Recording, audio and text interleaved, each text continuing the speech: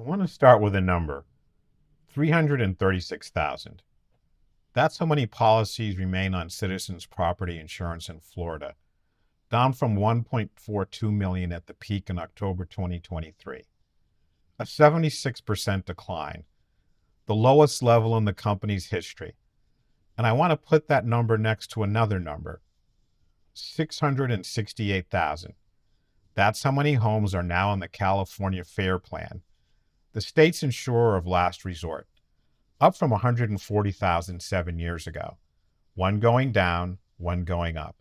Same mechanism, opposite directions. And the reason is the operating layer. But before I get to California and Florida, I need to start somewhere else. Because a few weeks ago, the operating layer broke in 72 hours and the whole world felt it. And then it broke again in a place nobody was watching.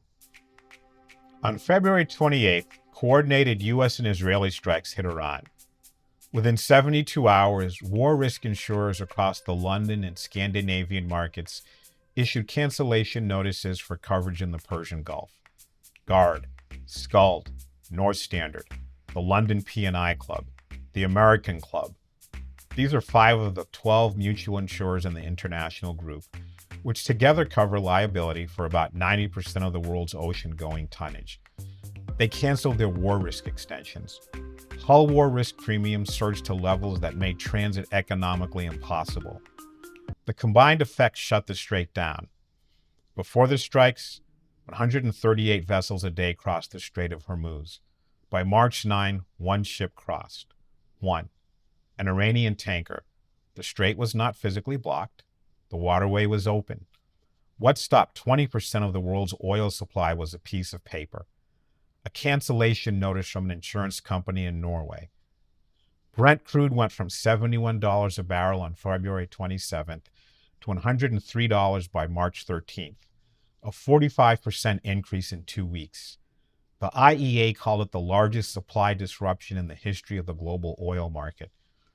But here's the part nobody in the news coverage is talking about. When people hear about the Strait of Hormuz, they think about gasoline prices. Gasoline went up, $3.25 a gallon. That made the evening news. But the strait carries far more than crude oil. It carries LNG. 20% of the world's liquefied natural gas trade flows through Hormuz, most of it from Qatar. 83% of it bound for Asia. When Qatar Energy halted production on March 1, after its facilities were attacked, European gas prices jumped 45% in a single day and kept climbing. By the end of the week, that doubled. And natural gas isn't just fuel for power plants. It's the feedstock for fertilizer.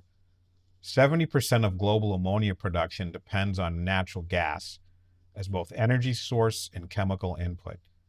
Gas accounts for 60 to 80% of total fertilizer production costs.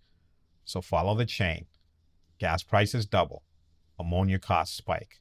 Urea prices spike. Fertilizer becomes unaffordable for farmers in India, Brazil, Southeast Asia. Planting decisions change. And food prices rise at harvest 4 to 6 months later. That's the chain from insurance canceled in London to a rice farmer in Punjab can't afford fertilizer. And it's happening right now. The strait also carries the crude oil that becomes jet fuel, plastics, pharmaceuticals. 20 to 25% of global petrochemical feedstock transits through Hormuz. When energy prices go up this much, they cascade through manufacturing costs, transportation costs, heating costs, food production costs. Everything that requires energy to make, move, or grow just got more expensive. Everywhere. A factory worker in Nagoya faces higher electricity bills because Japan generates 34% of its power from natural gas. A truck driver in Ohio pays $4.65 a gallon for diesel. A family in Munich pays more for groceries. An airline in Singapore cancels routes because jet fuel costs jump $15 to $20 a barrel. All of it, every dollar. Traceable to a series of insurance cancellation notices issued by a handful of companies in London and Scandinavia. Now, the reason I'm talking about this on a show about data monetization and censored data markets is not because I cover maritime shipping. I don't. The reason I'm talking about it is because what happened in the Strait of Hormuz is the most dramatic demonstration I have ever seen of something I've been saying for years. Insurance is infrastructure, and when the operating layer breaks, the infrastructure fails. On this show, I talk about the operating layer as the messy middle between a theoretical model and a real organization. Insurance has its own operating layer. It is the data infrastructure, the risk models, the actuarial tables, the institutional knowledge that sit between a raw risk and an insurance price. When that works, insurance functions invisibly. Ships sail, buildings get built, fleets operate, farmers plant crops. When it breaks, insurance withdraws, and economic activity stops. Here's the thing about the Hormuz case that makes it structurally revealing. There is no operating layer for war risk in the Persian Gulf. No sensor network tracks threats in real time. No standardized data feed gives underwriters granularity about which transits are higher risk and which are lower. The Joint War Committee designates the zone as a high risk or not. That triggers additional premiums, but the pricing is blunt. There is no route level, escort-based, or time of day differentiation. A light switch, not a dimmer. So when the threat level jumped overnight, underwriters had no way to price the risk. They couldn't say, this transit at 3 a.m. in a naval convoy is a different risk than that transit at noon with no escort. They couldn't differentiate. And when you can't differentiate, you can't price. And when you can't price, you pull out entirely. In 72 hours, the U.S. government launched a $20 billion reinsurance facility through the Development Finance Corporation. Chubb was named lead underwriter.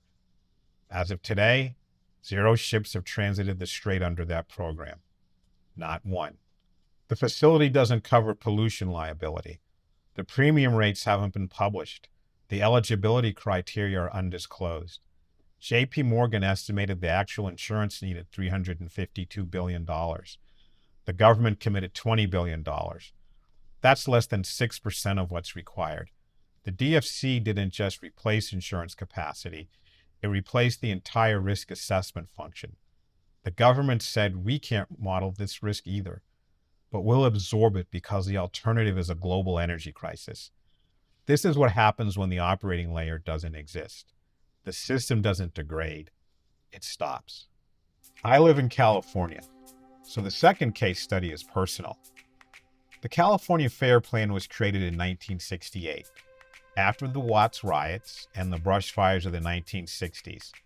It was supposed to be a temporary backstop. Temporary. The Fair Plan now insures $724 billion in exposure. That's larger than the GDP of Sweden, held by a single nonprofit entity with no independent capital reserves. 668,000 homes, up from 140,000 7 years ago.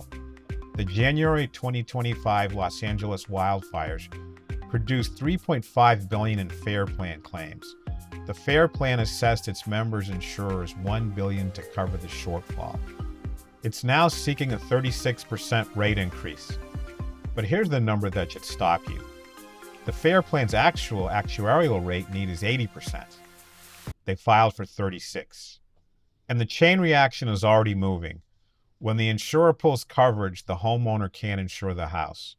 When the homeowner can't insure the house, the bank won't write the mortgage. When the bank won't write the mortgage, the buyer can't buy.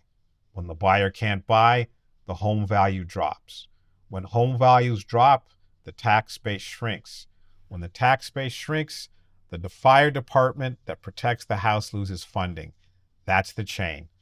The LA fires destroyed structures containing $28 billion in assessed value. The state projects a $10 to $20 billion reduction in the tax base. At California's 1.1% tax rate, that's 110 to 220 million a year in lost revenue, enough to fund 1,000 teachers or close fire stations permanently. And this isn't a U.S. story. Australia has the same pattern playing out right now. Northern Australia, cyclone country. Home insurance premiums rose 178% in real terms over a decade. In some towns, insurance costs more than the mortgage. 380,000 Australian homes are now estimated to be uninsurable or unaffordable to insure. By 2035, 1 in 10 homes. The Australian government created a $10 billion cyclone reinsurance pool in 2022. It's working. Premiums are coming down in the highest risk areas. It absorbed $1.8 billion in claims from Cyclone Alfred without tapping the government guarantee. But here's the point. The same failure is now spreading to flood and bushfire within Australia.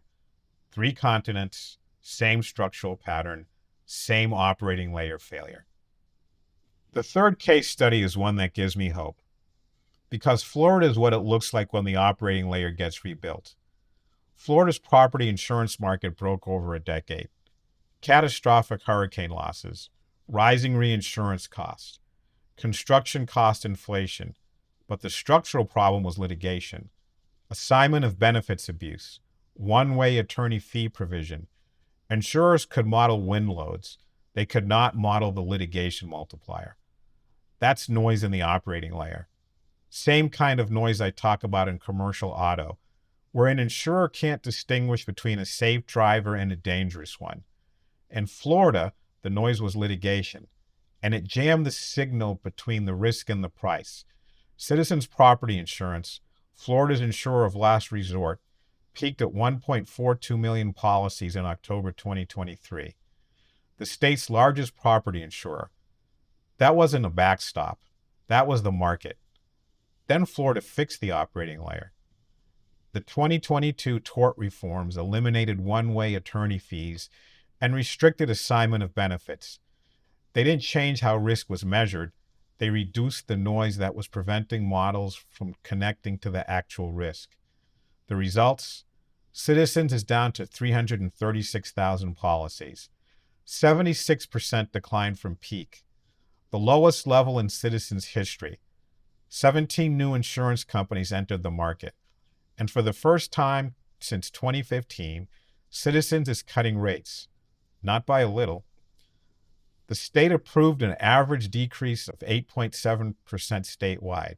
In South Florida, 14%. The physical risk in Florida did not change. The hurricane exposure is the same. What changed was the operating environment. The noise was removed, and when the noise was removed, private capital came back. There's one more thing I want to say before I move on, and it's about the industry itself. Insurance contributes 8% of U.S. GDP, $1.7 trillion in annual premiums, assets equal to more than half the national economy, and the Edelman Trust Barometer puts the industry in the neutral band, not trusted, neutral. Health insurers rank last among all businesses surveyed for customer experience. 1.37 million insurance professionals are over 55. Only 214,000 are in their early 20s. That's a 6-to-1 ratio of people leaving to people entering. 80% of millennials say they don't understand what an insurance career even looks like. The industry that underwrites the economy cannot attract people to work in it because nobody understands what it does. The last few weeks should have changed that. I wrote about the academic evidence behind this on the Structural Signal Substack. If you want the research on how insurance penetration correlates with GDP growth across development stages, it's there. Link in the show notes or at structuralsignal.com. Now, that's where I thought this episode was going to end. 4 markets, 4 timescales, 3 continents, 1 structural failure. And then the helium happened. When I published the original intelligence brief, I closed it with a structural claim. I said the full consequences of the Hormuz closure would not arrive at once. They would propagate through supply chains at different speeds, and each week would reveal dependencies that were invisible before the system broke. I didn't know how quickly that claim would be tested. Let me tell you about helium.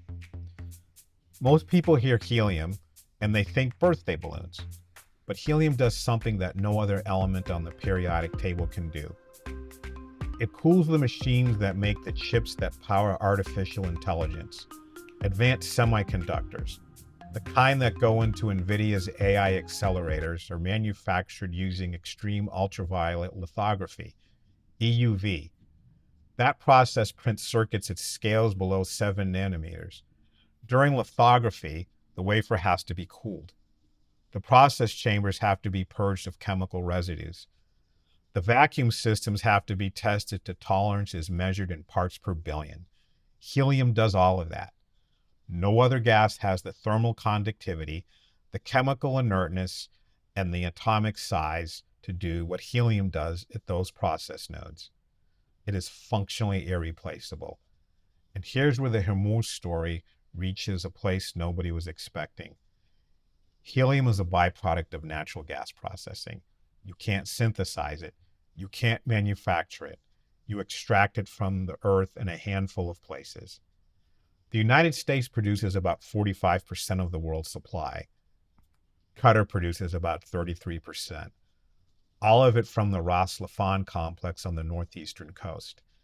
The same facility that was attacked in early March. When the Iranian strikes damaged LNG infrastructure at Ras Laffan, helium production didn't slow down. It stopped. Because there is no standalone helium plant. The helium comes out of the liquefaction process. No LNG, no helium. Qatar Energy's CEO and Rystad Energy estimate it could take 3 to 5 years to rebuild those lines. And it gets worse. There's a man named Phil Kornbluth. He's a former gas industry executive, a helium industry consultant. He's one of maybe a dozen people on the planet who track this market full time. And according to Kornbluth, approximately 200 specialized cryogenic containers used to transport liquid helium were stranded in the Strait of Hormuz at the outset of the war. Now, here's the part you need to understand about helium. It's not like oil. Oil can sit in a tanker for months. Crude is patient. Helium is not patient. Liquid helium has to be stored near absolute zero, 4.2 Kelvin, minus 269 degrees Celsius. The containers that transport it are insulated with liquid nitrogen, which absorbs heat during transit. But the nitrogen shield has a finite life. When it's depleted, the helium warms. It expands rapidly into gas, and it becomes dangerous to store. Richard Brooke, a former Air Liquide executive and CEO of Garrison Ventures, a helium industry consultancy, estimates that chip makers can keep approximately 45 days of supply on hand before storage becomes unsafe. 45 days. For every other commodity disrupted by the Hormuz closure, delay means higher cost. For helium, delay past 45 days means destruction of the inventory itself. The clock started when the strait closed, and it's still running. On March 17, Airgas declared force majeure on helium shipments, effective 12:01 a.m. Eastern. Airgas is one of the largest packaged gas distributors in the United States, a subsidiary of Air Liquide. They told customers they might receive up to half of their normal monthly helium deliveries, and they imposed a surcharge of $13.50 per 100 cubic feet.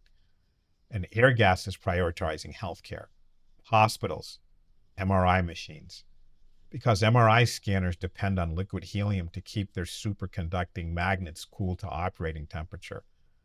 According to Vizient, a healthcare purchasing cooperative, medical imaging professionals in the United States have reported that disruptions are not yet affecting patient care. The operative word is yet. That means semiconductor manufacturers are further back in the line. And the semiconductor manufacturers are the ones building the AI infrastructure that 4 companies just committed $650 billion to fund. Let me put that number in context.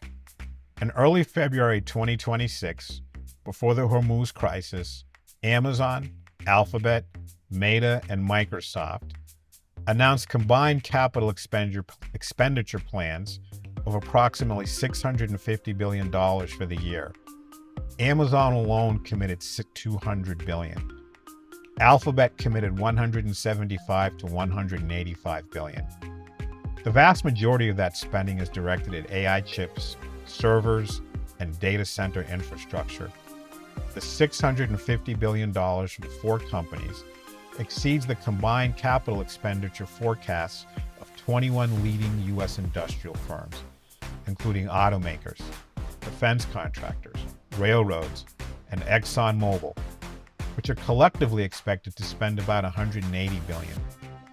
Four tech companies are outspending 21 of America's largest industrial corporations combined, and they can't do it without helium.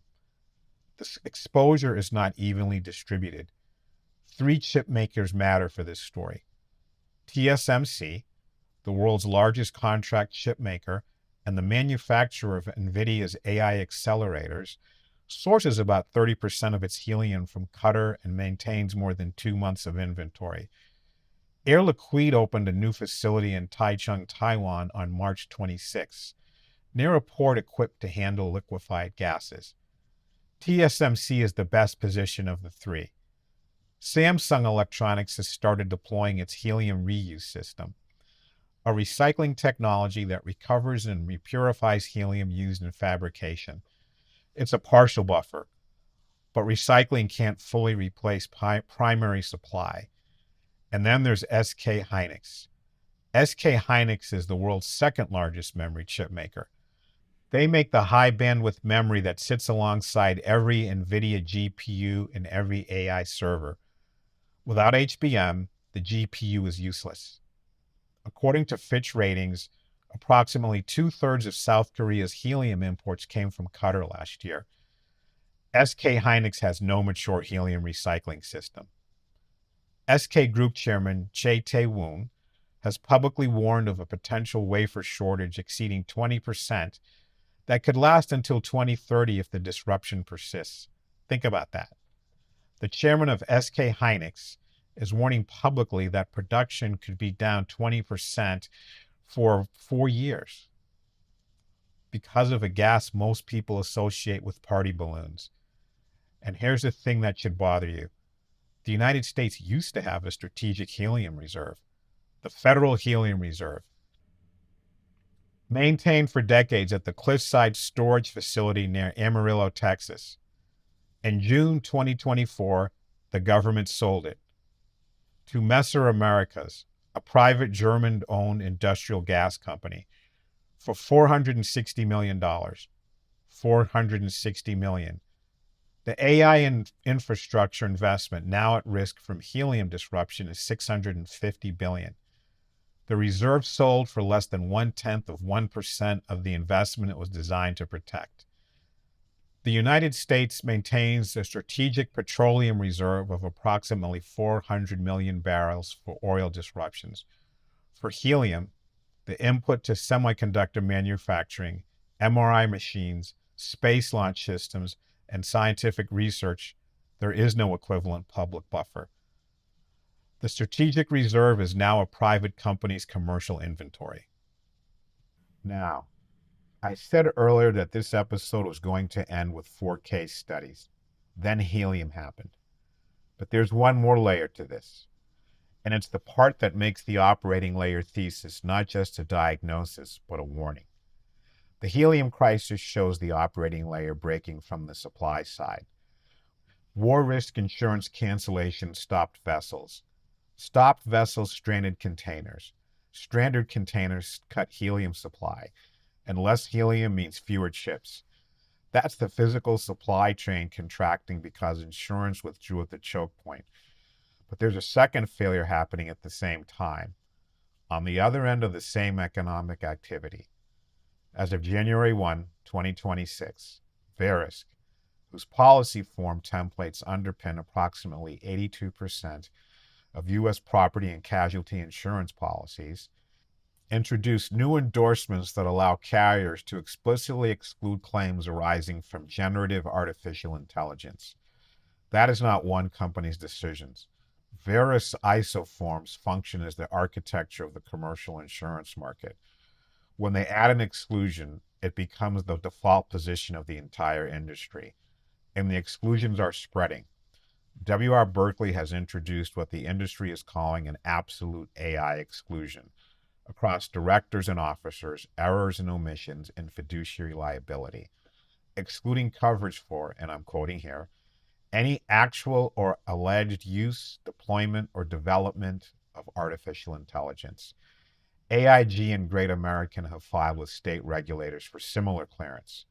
One underwriter told the Financial Times that AI model outputs are too much of a black box to price accurately. And that phrase should sound familiar because it's the same phrase structurally as what happened at Hormuz. The underwriters looked at the risk, they couldn't price it, they pulled out. Binary, a light switch, not a dimmer. So picture this. You're a company that has built its operations around AI. On the supply side, the helium disruptions threatens the chips that power your AI systems. On the coverage side, the insurance market is actively removing protection for the liabilities your AI operations create. Algorithmic bias, AI-generated content errors, regulatory investigations, governance failures. The operating layer is failing at both ends of the same economic activity at the same time. Gallagher's 2026 AI Adoption and Risk Survey found that 63% of organizations have now operationalized AI in their businesses, up from 45% in 2025. Yet 1 in 5 insurance professionals surveyed reported that a client has experienced AI-related losses in the past year. Most policies do not explicitly address AI-related risks. The era of silent AI coverage, where AI risk was covered incidentally because nothing in the policy explicitly excluded it, is ending. The gap between AI deployment and AI insurance coverage is widening at every renewal cycle. Let me bring this together. 4 markets, 4 timescales, 3 continents, 1 structural failure, and then a 5th case that nobody saw coming. At the Strait of Hormuz, the operating layer doesn't exist. No data infrastructure, no risk models, no granularity. And the system didn't degrade, it stopped in 72 hours. In California, the operating layer fell behind the risk. The data exists, but isn't connected to underwriting decisions. And the market has been breaking for years. In Australia, the same failure is spreading from cyclone to flood to bushfire. In Florida, the operating layer got jammed with noise. And when the noise was removed, the market started functioning again. And then the helium. The same war risk insurance cancellations that stopped oil tankers also stopped an odorless, colorless gas that most people have never thought about. And that gas turns out to be the irreplaceable input to the manufacturing process that builds the chips that power the most consequential technology investment in a generation. The war did not destroy Qatar's helium reserves. They're still underground, geologically intact. What the war destroyed was the operating layer, the insurance coverage, the logistics infrastructure, the cryogenic containers, the institutional capacity that converts those reserves into molecules that reach a fabrication plant in Sinchu or Icheon. The helium exists. The pathway does not. The insurance industry has spent 338 years building the world's most sophisticated apparatus for pricing and transferring risk. The question this crisis poses is whether that apparatus can evolve to cover the risks that now define the global economy, risks that are algorithmic, cryogenic, molecular, or whether it will continue to respond to unfamiliar exposures by withdrawing coverage and leaving the consequences to be absorbed by governments, by balance sheets, and ultimately by a patient waiting for an MRI that cannot run without a gas that cannot arrive because a ship cannot sail without insurance that no longer exists. Both companion briefs are on the Structural Signal Substack at structuralsignal.com. The full analysis, the source data, the framework. Link in the show notes. Hit the like button and subscribe to support the show. I'm Kevin Henderson. This is Structural Signal.